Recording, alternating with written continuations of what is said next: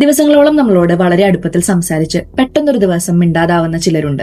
എന്ത് പറ്റി എന്ന് ചോദിച്ചയക്കുന്ന ഒരു മെസ്സേജിന് പോലും മറുപടി തരില്ല.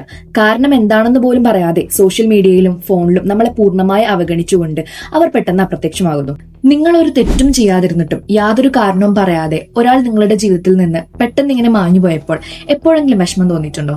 നമ്മളിൽ പലരും സൗഹൃദങ്ങളിലോ റിലേഷൻഷിപ്പുകളിലോ നേരിട്ടിട്ടുള്ള ഈ ഒരു പെരുമാറ്റത്തെ ഗോസ്റ്റിംഗ് എന്നാണ് പറയുന്നത്. ഒരു പ്രേതം പെട്ടെന്ന് അപ്രത്യക്ഷമാകുന്നത് പോലെ യാതൊരു മുന്നറിയിപ്പും ഇല്ലാതെ ബന്ധത്തിൽ നിന്ന് പൂർണ്ണമായി പിന്മാറുന്ന രീതിയാണിത്. അത്തരമൊരു സാഹചര്യത്തിൽ നമ്മൾ സ്വയം തളർന്നു പോകാതിരിക്കാൻ എന്താണ് ചെയ്യേണ്ടതെന്ന് നോക്കാം. ഒന്നാമത്, ഡോണ്ട് ബ്ലെയിം യുവർ സെൽഫ്. ഇത് നിങ്ങളുടെ തെറ്റുകൊണ്ടല്ലെന്ന് ആദ്യം തിരിച്ചറിയുക. കാര്യം തുറന്നു പറയാനുള്ള ധൈര്യമില്ലായ്മയും ഇമ്മെച്യൂരിറ്റിയാണ് അവരുടെ ഭാഗത്തുള്ളത്. രണ്ടാമത്തത്, സ്റ്റോപ്പ് ചേസിങ് ആൻസേഴ്സ്. എന്തുകൊണ്ട് എന്നെ ഒഴിവാക്കി എന്ന് ചോദിച്ച് അവരുടെ പിന്നാലെ നടക്കുന്നത് നിർത്തുക. അവരുടെ ആ ഒരു നിശബ്ദത തന്നെയാണ് നിങ്ങൾക്കുള്ള ഏറ്റവും വലിയ മറുപടി. മൂന്നാമത്തേത്, അക്സെപ്റ്റ് ആൻഡ് മൂവ് ഓൺ. നിങ്ങളെ അറിയിക്കാത്ത ഒരാൾക്ക് വേണ്ടിയിട്ട് കാത്തിരുന്ന സമയം കളയാതിരിക്കുക. നിങ്ങളുടെ സെൽഫ് റെസ്പെക്ട് അഥവാ ആത്മാഭിമാനം ഉയർത്തിപ്പിടിച്ചുകൊണ്ട് മുന്നോട്ട് പോവുക. ഓർക്കുക, കാര്യങ്ങൾ നേരിട്ട് പോലും പറയാൻ ധൈര്യമില്ലാത്തവരാണ് ആളുകളെ ഗോസ്റ്റ് ചെയ്യുന്നത്. അങ്ങനെ ഒരാൾക്ക് വേണ്ടിയിട്ട് നിങ്ങളുടെ സമയവും സമാധാനം കളയരുത്.